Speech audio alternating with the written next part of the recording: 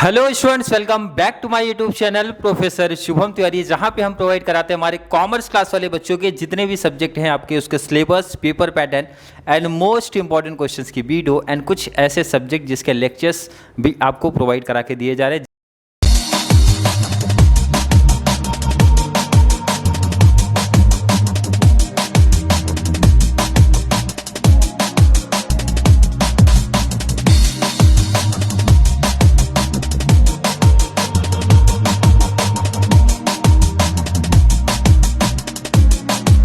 इस साल आपका जो न्यू सेशन स्टार्ट हुआ है हमारे एसवाई बीकॉम वाले बच्चों का, कौन सा टॉपिक चालू, अगर मैं टॉपिक की बात करूं, आपका कॉमर्स थर्ड पहले स्टार्ट किया गया है, पहला पार्ट कंप्लीट हो जाएगा, उसके बाद हम लोग मैनेजमेंट अकाउंटिंग पे शिफ्ट हो जाएंगे।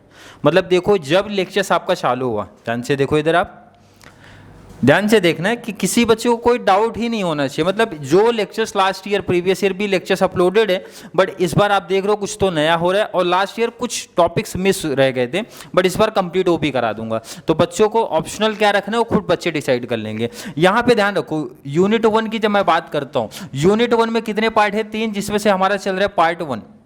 ध्यान से देखो, और पार्ट 1 जल्द ही कंप्लीट करेंगे, बहुत डिले नहीं लेके जा रहे। पार्ट 1 में कितने क्वेश्चन हैं? 1, 2, 3 एंड 4, 1, 2, 3 और 4। तो यहाँ पे हम लोग ने पहला क्वेश्चन कवर कर लिया, आपको वीडियो मिल गई है। सेकंड कवर कर लिया, उसकी भी वीडियो आपको मिल गई। अब आज बात करेंगे थर्ड, एंड आज या फिर कल में आ जाएगी आपकी फोर्थ वीडियो। टॉपिक हो गया कंप्लीट, उसके बाद शिफ्ट होंगे पहले मैनेजमेंट अकाउंटिंग पे, क्योंकि बच्चे अकाउंट्स की डिमांड यहाँ पे ज़्यादा कर रहे हैं।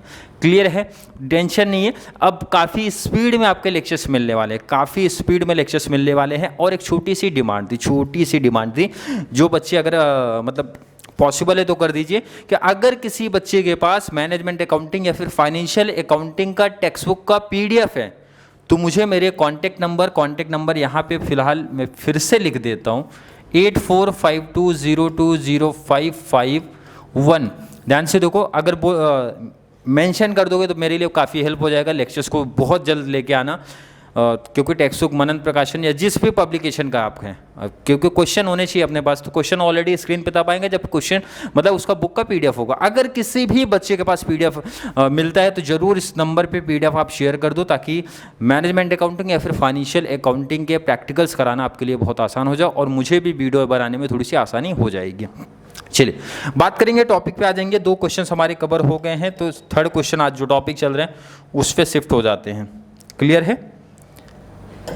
उस पर शिफ्ट होने से पहले हम लोग थोड़ा सा रिवीजन करेंगे। क्या रिवीजन? आपको 2 क्वेश्चन करा के दिया गया है। आपको क्या करा के दिया गया? 2 क्वेश्चन। पहला क्वेश्चन आपका क्या है? ध्यान से रखो, याद रखो, फीचर्स ऑफ मैनेजमेंट। पहला तो आपका फीचर्स था। क्या था क्वेश्चन? ध्यान रखना, features of management. Code word याद है, A3, I2, F2 and G3। इसके बाद भी 2 पॉइंट्स हमारे थे। रिवीजन चलेगा, revision an art as well as science. Points थोड़े से रिवीजन कर रहे हैं। क्लियर है? ये उसलिए कि जो हमारे लोअर बच्चे हैं या फिर अभी से आपको याद होते हुए चले। सेकेंड, अगर मैं बात करूँ तो ऑल परवेसिव।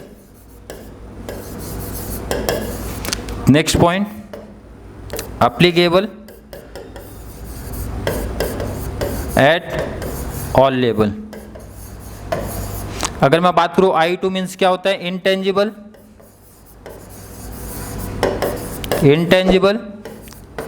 इनोवेशन। याद है? जी सर, बिल्कुल याद है। F2 मीन्स क्या होता है हमारा? फ्लेक्सिबिलिटी। 2 मिनट लगेगा, रिवीजन में कोई बच्चा भागेगा नहीं कि सर वही रिवीजन करा रहे हो। एंड नेक्स्ट हमारा फॉलोज प्रिंसिपल। क्योंकि मैं ऐसे समझ रहा हूँ जो बच्चे रेगुलर कनेक्टेड हैं तो 2-3 मिनट का टाइम वेस्ट नहीं कर रहा हूँ आपका। 2-3 मिनट में सीधा कॉन्सेप्ट की बात कर रहा हूँ, रिवीजन हो जाएगा आपका, ये बड़ा एडवांटेज है। G3 की जब बात करते हैं, ध्यान से रखो, G3 की जब बात करते हैं, पहला आपका क्या था? Group activity. कोई भी आप पॉइंट्स आगे पीछे कर सकते हो, कोई दिक्कत नहीं है। ग्रुप एक्टिविटी था, गोल ओरिएंटेड था, एंड नेक्स्ट आपका ग्लोबल एप्लीकेबल। क्लियर है? 2 पॉइंट और याद है तो बच्चे बोलेंगे सर बिल्कुल याद है। एक हमारा एंड लास्ट हमारा है helps to coordination and control. Helps to coordination and control. ये ध्यान रखना, आपको रिवीजन पर्पज के हिसाब से मैं करा के दे रहा हूं। और एक क्वेश्चन हमने किया, कौन सा? Importance of management, importance of management. अगर मैं बात करूं इसमें क्या कॉन्सेप्ट था, तो बच्चे बोलेंगे सर आपने लिखा था T4, मीन्स आपका टॉपिक क्या था? Motivation, better relation, motivation, better relation, innovation. जैसे राइमिंग वर्ड वाले दिखते हैं ना थोड़े से, तो ये साथ में याद होगा। और एक टी का मतलब था टीम वर्क। आपने बोला था सर T4 और 3R, मीन्स 3 पॉइंट हमारे रिडक्शन वाले थे। तो पहला हमारा था reduction in wastage, reduction in wastage, हमारा वेस्टेज कम होना चाहिए।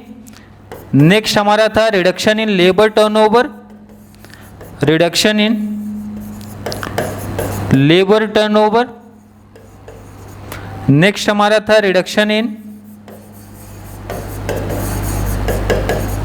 अब्सेंटीज्म, ठीक है।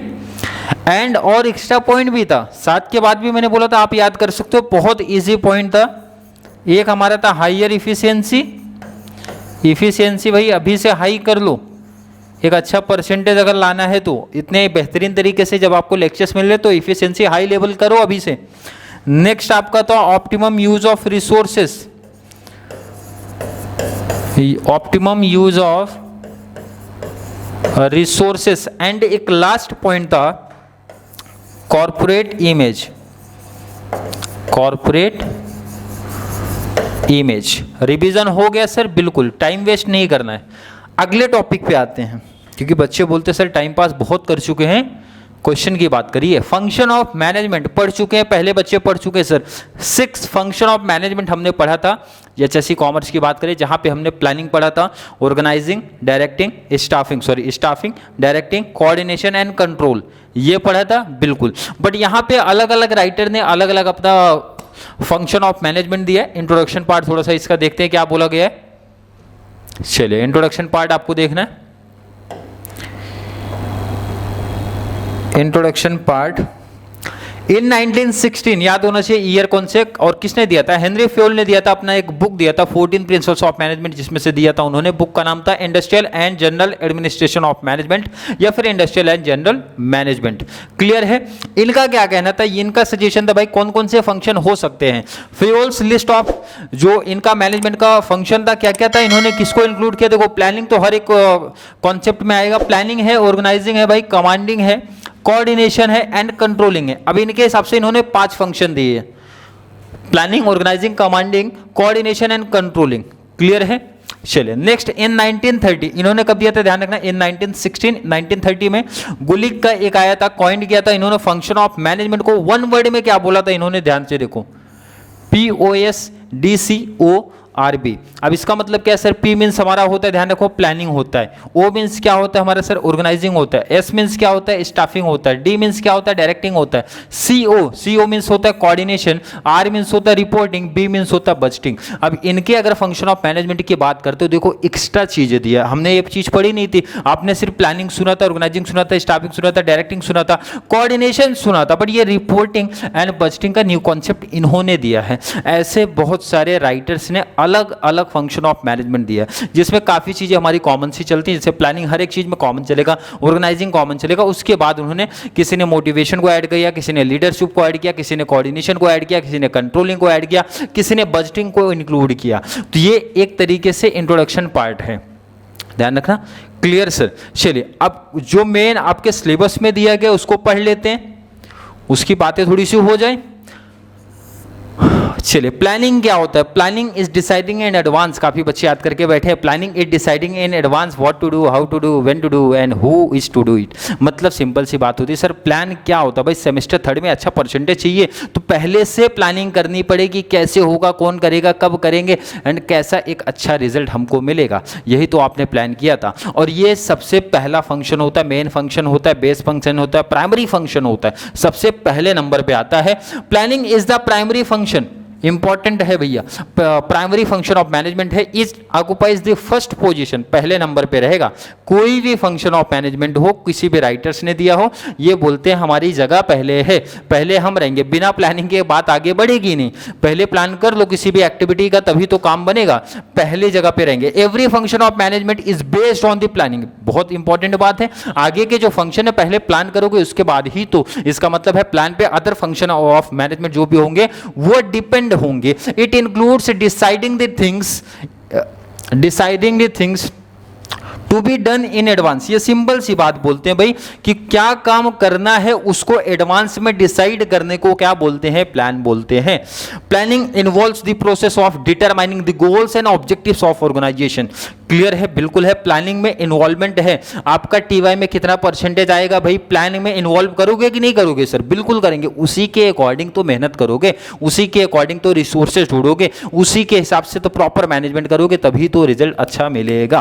क्लियर है, बिल्कुल सर है भाई। प्लानिंग क्या बोल रहा है, प्लानिंग जो है ना वो आपका गैप है भाई, आप अभी कहाँ हो और जाना कहाँ है, 2 महीने के बाद रिजल्ट में हाथ में क्या आएगा वो डिसाइड करेगा हमारा प्लानिंग पार्ट। क्लियर है कि नहीं है भाई? क्लियर बोला, वेयर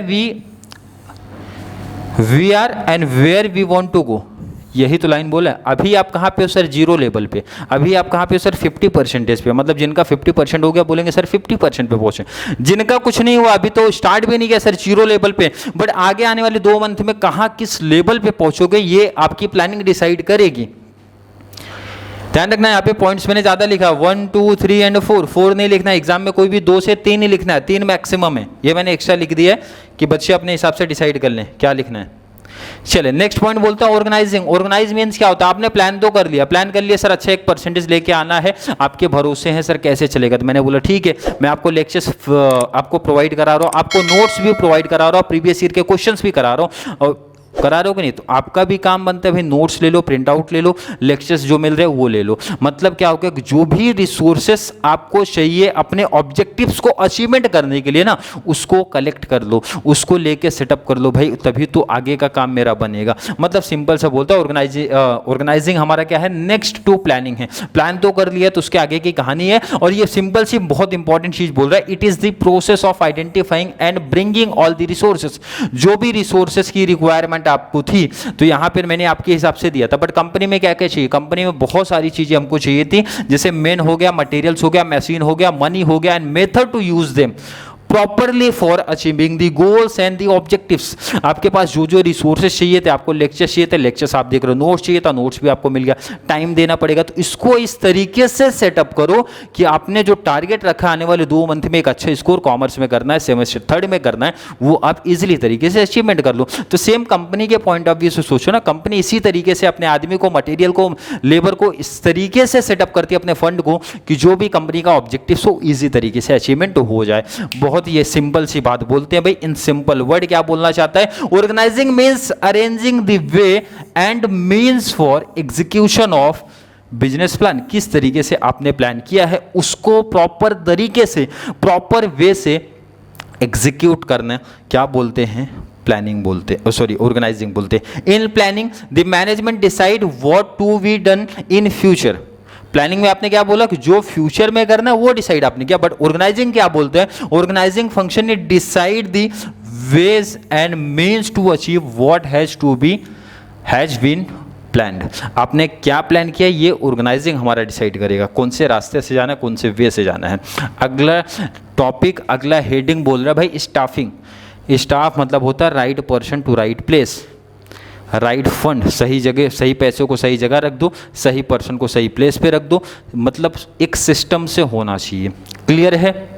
चलिए बात करते हैं। Staffing is the process of attracting, recruiting, selection, placing, development and the retaining best workforce. Common सी बात है, बहुत सारी चीज़ों इन्वॉल्वमेंट होंगी। और इनका एक सिंपल लाइन बोलता है, सिंपल वे बोलता है, सेलेक्टिंग मीन्स आप क्या बोलना चाहते हो? Right man for the right job eight the right time.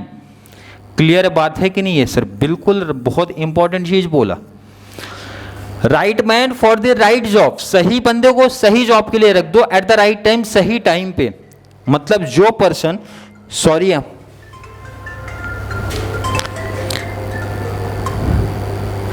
सही पर्सन को सही पर्सन को सही जगह फिट कर दो सही टाइम पे। जैसे मैंने बोला, जो अकाउंटिंग के एक्सपर्ट हैं उनको अकाउंट्स का लेक्चर मैं बोलूँगा आप लोग, जो इकोनॉमिक्स की फैकल्टी रहेगी भाई, जिनको इकोनॉमिक्स की अच्छी नॉलेज है उनको इकोनॉमिक्स का लेक्चर लेने के लिए बोलूँगा कि नहीं सर? बिल्कुल। इससे हमारे स्टूडेंट्स जो भी रहेंगे वो सेटिस्फाई रहेंगे और उनको एक मीन्स क्वालिटी एजुकेशन मिलेगा। तो सेम कंपनी यही चाहती है भाई, जिसको फाइनेंस की नॉलेज है उसको फाइनेंस मैनेजर की पोस्ट मिलेगी, जिसको अकाउंटिंग की नॉलेज है अकाउंटेंट का पोस्ट मिलेगा, जिसको मैनेजमेंट की नॉलेज है मीन्स बीएमएस की उनको मैनेजमेंट की पोस्ट मिलेगी। इसी तरीके से डिवाइड होता है द प्रिंसिपल ऑफ स्टाफिंग, इसी के बेस पे चलता है।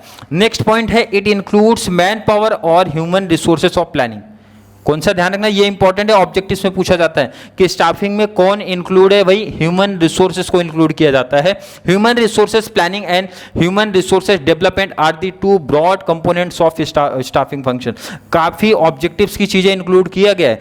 ह्यूमन रिसोर्सेज प्लानिंग एंड उसका डेवलपमेंट, दो इंपॉर्टेंट कंपोनेंट है आपके स्टाफिंग के।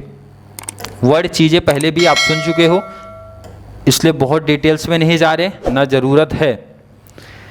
डिसीजन मेकिंग आ गया। 3 महीने के बाद आपका फ्यूचर क्या रहेगा वो आपका डिसीजन डिसाइड करेगा।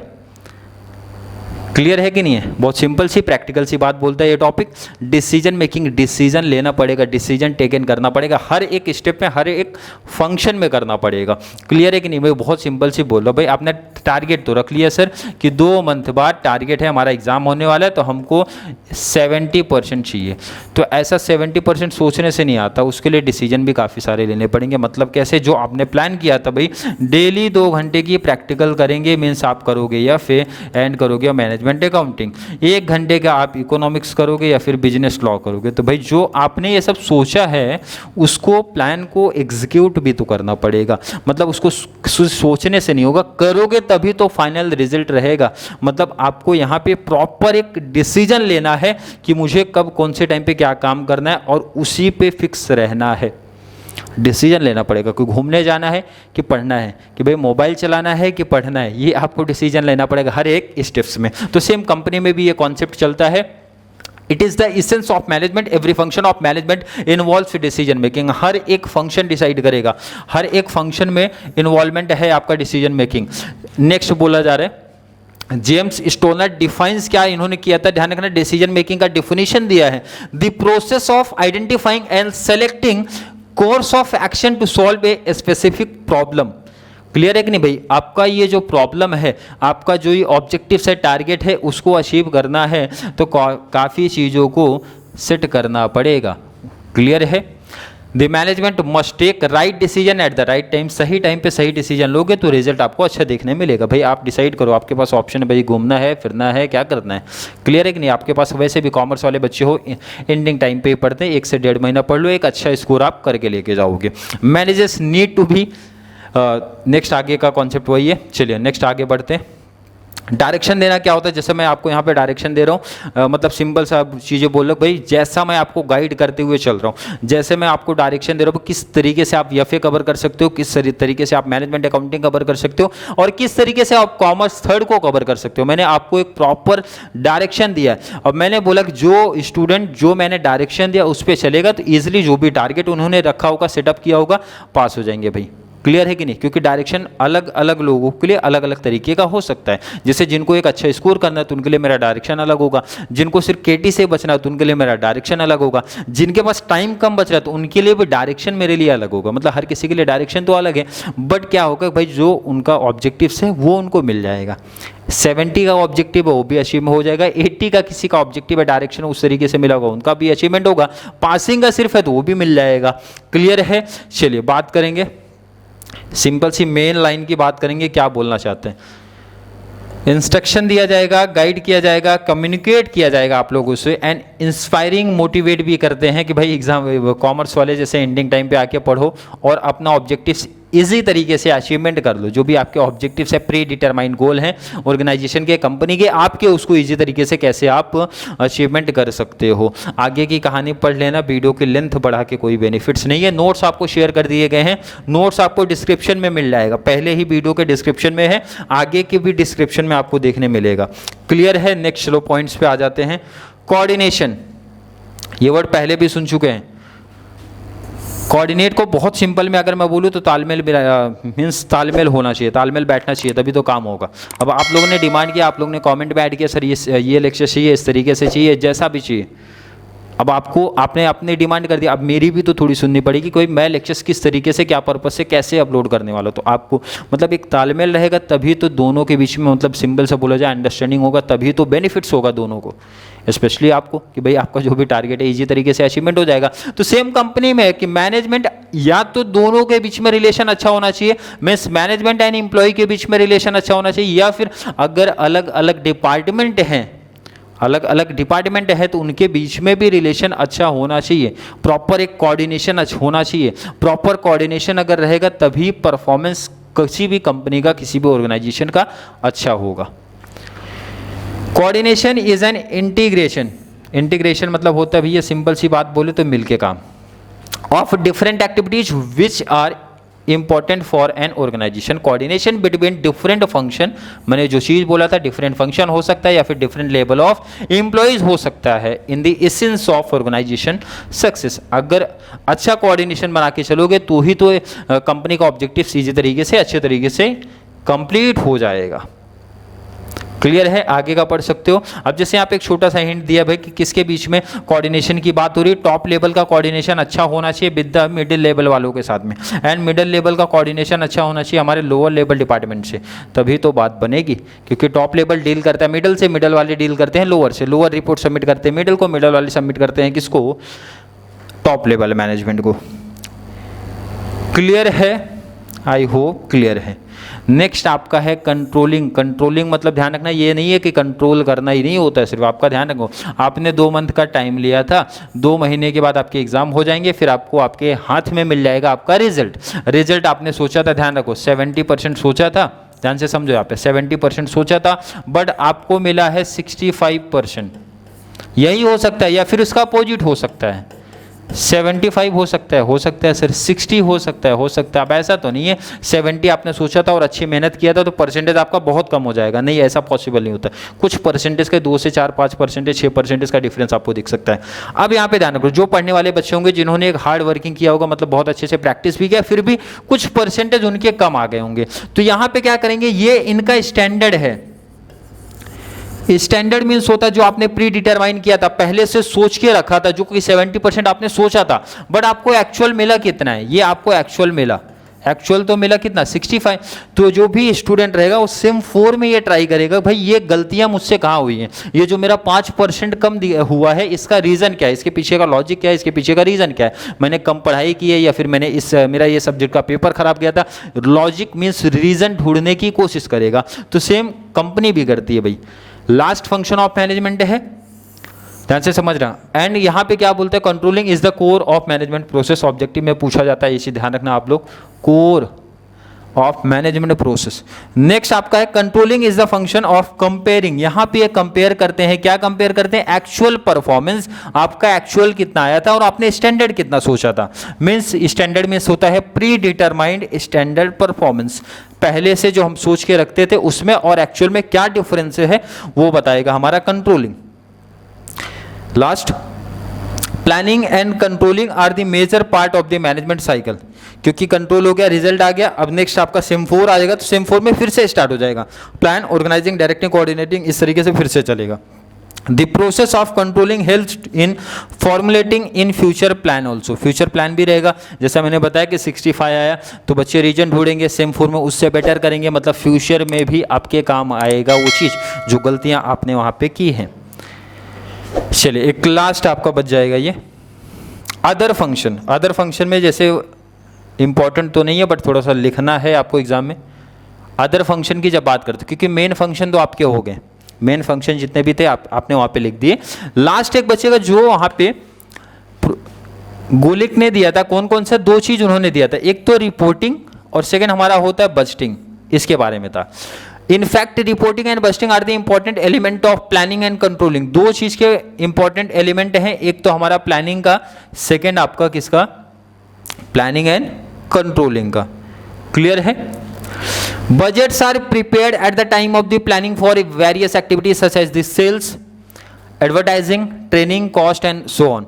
बजट मतलब क्या होता है, जब जैसे सिंपल सी बात बोले तो कोई भी काम हम लोग करने जाते हैं तो पहले एक एस्टिमेट कर लेते हैं, भाई इतनी कॉस्ट उसकी पड़ेगी, इतना बजट लगेगा। जैसे सिंपल सी बात करें, घर बनाने जाते हैं तो घर की एक्चुअल कॉस्ट कितनी लगेगी हम लोग पहले जोड़ लेते हैं कि मटेरियल की कॉस्ट इतनी लगने वाली है, लेबर की कॉस्ट इतनी लगने वाली है, वो एक्चुअल बाद में जो लगे उसमें तो चेंज होगा, बट आपके माइंड में एक बजट पहले से आ जाता है।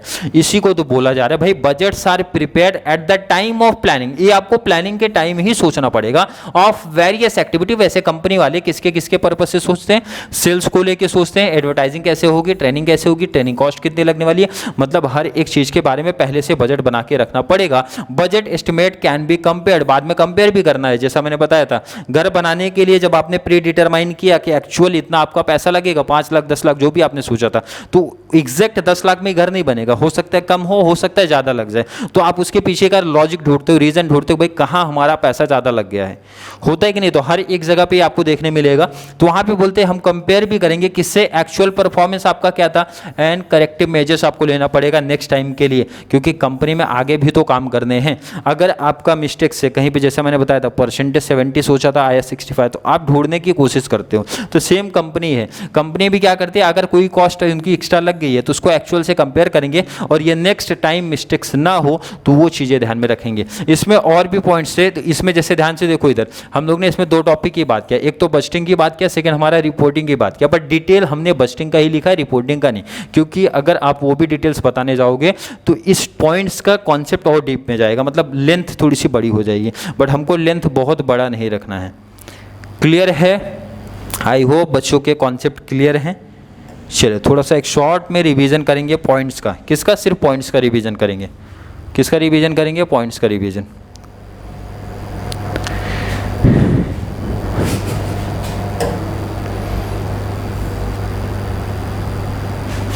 चलिए यहाँ पे फर्स्ट पेज पे आपके कितने पॉइंट्स दिख रहे हैं? 3।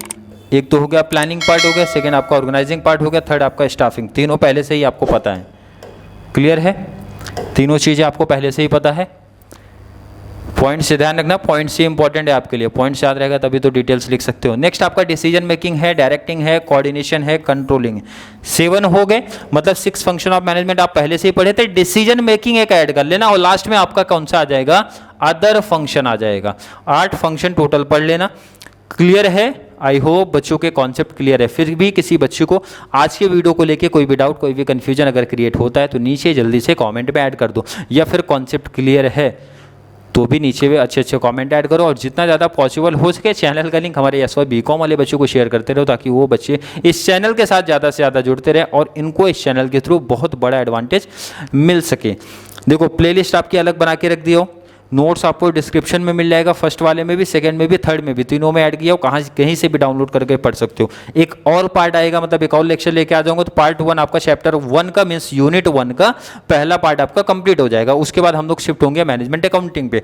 और एक छोटी सी डिमांड किया था, अगर किसी बच्चे के पास फाइनेंशियल अकाउंटिंग या फिर मैनेजमेंट अकाउंटिंग का PDF अगर है, कहीं से जुगाड़ कुछ हो सकता है, बंदोबस्त कहीं से कर सकते हो, तो मैंने बोला था मेरा जो कॉन्टैक्ट नंबर शेयर किया गया था, कॉन्टैक्ट नंबर यहाँ पे ध्यान रखो 8452020551, इस पे आपको क्या करना है, PDF को शेयर कर देना है। क्योंकि अगर PDF मेरे पास रहेगा तो FA और मैनेजमेंट अकाउंटिंग की सीरीज जो आएगी ना बहुत जल्द क्लोज हो जाएगी, क्योंकि प्रैक्टिकल क्वेश्चंस हमारे पास होंगे तो उसको कॉन्सेप्ट क्लियर कराना आसान हो जाएगा। तो किसी बच्चे के पास, किसी भी स्टूडेंट्स के पास अगर FA या फिर management accounting means financial accounting and management accounting या टैक्सू का अगर कोई भी पब्लिकेशन का PDF अगर है तो जरूर इस नंबर पर शेयर कर देना। क्लियर है? तो चलिए मिलेंगे नेक्स्ट क्लास में, तब तक के लिए